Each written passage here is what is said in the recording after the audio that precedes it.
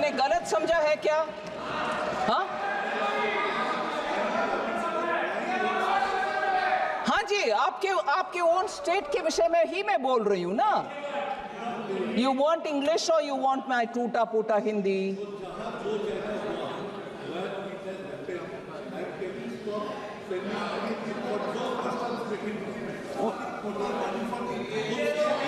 Oh, you're saying in the state of Bengal जहां corruption हुआ वहां ना देना, बाकी जगह पर देना। ये मैं कैसे तय करूं जी? मैं कैसे तय करूं? Madam Chairperson, even when I don't stop, even when I don't delay, even when I give an advance payment of, when I have to give 1 month, I'm giving 2 months, I'm accused of differential treatment to different states. अरे corruption हुआ ये साबित हो गया है और central team और state team भी साथ में गए हैं और उधर पेमेंट का रिक्लेम करो, ऐसे आदेश मिलने के बाद रिक्लेम ना करते हुए दोबारा ट्रेशरी से ही उसको भरपाई कर रहे हैं, मतलब करप्शन हुआ। उसके बाद मैं कैसे डिफरेंशिएट करूं? पूर्व मेदिनीपुर में नहीं हुआ, नॉर्थ बंगाल में हुआ नहीं, साउथ परगाना 24 परगाना में, मैं कैसे तय करूं?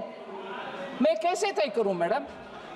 और तय भी करूं, किसको मान्यता होगा? बंगाल चुपचाप अगर मानते हैं तो भी बाकी स्टेट्स मुझके ऊपर को गुस्सा नहीं करेंगे। ये आप कौन होते हो करने के लिए?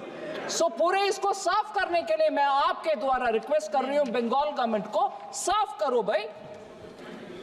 फिर आते हम, जितना भी प्रश्न उठाया गया उसको स्पष्टीकरण दो, एक्शन में दिखाओ, फिर कौन रोकने वाले हैं? आपके पैसा बिल्कुल देंगे, आपके पैसे देंगे।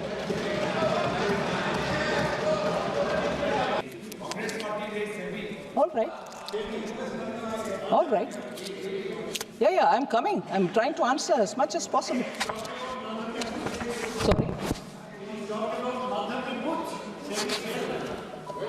Honorable Speaker sir, मैं सिर्फ ये बोलना चाहती हूँ कि एक माइल पोस्ट रखते हैं प्रोफेसर सौगता रॉय डिस्टर्बेंस करने के लिए, ठीक है, आदत हो गए हैं हम सबको। फिर एक विषय उठाते हैं, उसको मैं पूरे विवरण के साथ जवाब दे दी। अभी दूसरे माइल पोस्ट, सिर्फ इनको ही मैं अटेंड करते रहना चाहिए, बस कोई और का जवाब देना नहीं। मैं उस राज्य से हूँ जहाँ संत ज्ञानेश्वर, संत तुकाराम और संत रोहिदास जैसे अनेक संतों ने समाज को प्रेम और सद्भावना दी।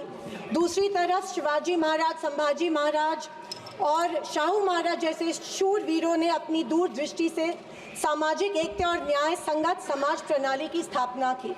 मैं उस महाराष्ट्र की पुत्री हूँ जहाँ महिलाओं के अधिकार सुनिश्चित करने हेतु अनेक आंदोलन द्वारा महात्मा ज्योतिबा फुले, क्रांति ज्योति सावित्रीबाई फुले जैसे समाज सुधारकों ने समाज को एक नई दिशा दी। मैं उस महाराष्ट्र की बेटी हूँ जहाँ के महान सुपुत्र डॉक्टर बाबा साहेब अम्बेडकर जी ने इस देश को संविधान के रूप में एक सशक्त और न्याय संगत लोकतांत्रिक मूलाधार प्रदान किया। पर आज उसी महाराष्ट्र में बीजेपी के सरकार के शपथ विधि के बिल्कुल 5 दिन बाद उसी संविधान की प्रत की विटंबना की जाती है। मैं इस बात का निषेध करती हूँ। परभणी जिले में संविधान के प्रत की विटंबना की गई। संविधान के हीरक महोत्सव के उपलक्ष्य में जब मेरे विचार रखने का मौका मुझे मिला तो मैं ये जरूर कहूँगी कि संविधान सिर्फ एक किताब या नियमों की एक संगति सूची नहीं है, बल्कि मेरी जान है संविधान, मेरी पहचान है संविधान और इस देश की आत्मा है संविधान। दूसरी तरफ आज़ादी के 50 साल बाद तक अपने तिरंगे को और संविधान को न मानने वाले सत्ता पक्ष के लोग इस देश की उसी आत्मा को कमजोर और खोखला करने की साजिश कर रहे हैं। इसी शुरुआत उसी दिन हो गई जिस दिन धर्मनिरपेक्षता, सेक्युलरिज्म जो संविधान का एक मूलभूत आधार स्तंभ है, उसी उसी को लेके एक गाली या एक कलंक में रूपांतरित करने का प्रयत्न सत्ताधारियों द्वारा होने लगा है।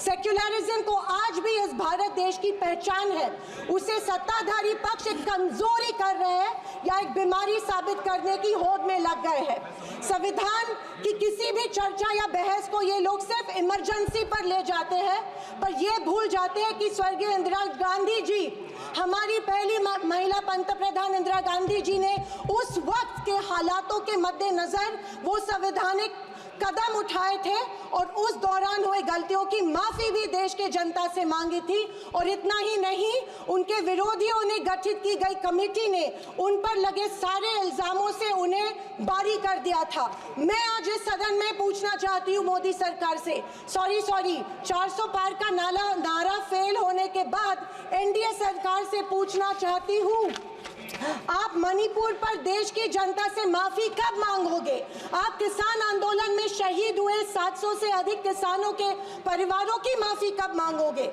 नोटबंदी के चलते हजारों लोगों के परिवार और छोटे कारोबार बंद हुए, उसके लिए माफी कब मांगोगे? हाथरस के लिए, उन्नाव के लिए आप माफी कब मांगोगे? आए दिन महिलाओं पर हो रहे अत्याचारों के लिए माफी कब मांगोगे? जो बदलापुर में मासूम बच्चों के ऊपर मोलेस्टेशन हुआ, उसके लिए आप कब माफी मांगोगे? जेल में बैठकर अपराधी मर्डर प्लॉट संरक्षण दे रहे हैं, उसके लिए आप कब माफी मांगोगे? खैर, ये इनकी हिस्ट्री रही है या इनके डीएनए में है कि माफी सिर्फ खुद को बचाने के लिए अथॉरिटी में बैठे लोगों से मांगते हैं, आम जनता से ये माफी नहीं मांगते हैं। सत्ताधारी पक्ष के संविधान पर दिए गए भाषण सुनकर हंसी आ रही थी और अचरज भी हो रहा था, क्योंकि जो लोग इस देश में संविधान स्थापित होने के बाद हर पल संविधान को कोसते रहते हैं और हमेशा इस संविधान के विरोधी रहे हैं, उन्हीं को आज संविधान के गुणगान करते देख मन में प्रसन्नता हो रही है और संविधान के प्रति मेरी निष्ठा द्विगुणित हो रही है, क्योंकि ये एहसास हो रहा था कितने ही पहाड़ बना लो, सच के आगे आखिर झुकना ही पड़ता है। तिरंगा को माना नहीं था। उन्होंने कहा था कि 3 अंक अशुभ होता है, तो क्या ब्रह्मा विष्णु महेश अशुभ है? जो हम 3 रेखाएं माथे पे लिखते हैं वो अशुभ है? क्या त्रिशूल अशुभ है? ये मैं इन्हें पूछना चाहती हूँ। वर्ष 1993 में श्वेत पत्र में संविधान को कचरे का ढेर करार दिया था। क्या ये तिरंगे के खिलाफ नहीं है? तत्काल संविधान को बदलने की मांग की थी। धन्यवाद। महिलाओं को हमेशा पुरुषों से कमजोर समझती है, महिलाओं को पुरुषों से कमजोर समझती है। ये अफसोस होता है कि उनके ट्विटर हैंडल फॉलो करते हैं जो महिलाओं को गंदी गंदी गालियां देते हैं। इस बात का अफसोस होता है कि प्रधानमंत्री, हमारे देश के प्रधानमंत्री ये करते हैं। जनवरी 26, 2001 में इन्होंने तिरंगा माना और इतने सालों बाद तिरंगे को नागपुर में होस्ट किया। अध्यक्ष महोदय, मैं 2024 के लोकसभा इलेक्शन के बाद इन्हें एहसास हुआ कि संविधान को ज्यादा छेड़ेंगे तो सत्ता हाथ से निकल सकती है, इसीलिए अचानक संविधान के प्रति इनको प्यार उमड़ने लगा। अध्यक्ष महोदय, विशेष रूप से राजनाथ सिंह जी ने, मैं उनका सम्मान करती हूँ, बयान में जाने अनजाने आजादी के बाद से लेकर 2014 तक सारी कांग्रेस सरकारों को ऐसे सर्टिफिकेट दे दिया जिसे कोई झुठला नहीं सकता। उनके मुताबिक संविधान की बदौलत एक गरीब का बच्चा प्रधानमंत्री बना, लेकिन उसकी नींव सर 2 मिनट सर प्लीज। मैं आखिर में यही कहना चाहती हूँ, मैं भारत का, मैं कुछ पंक्तियां कहना चाहती हूँ। मैं भारत का संविधान हूँ, लाल किले से। अध्यक्ष महोदय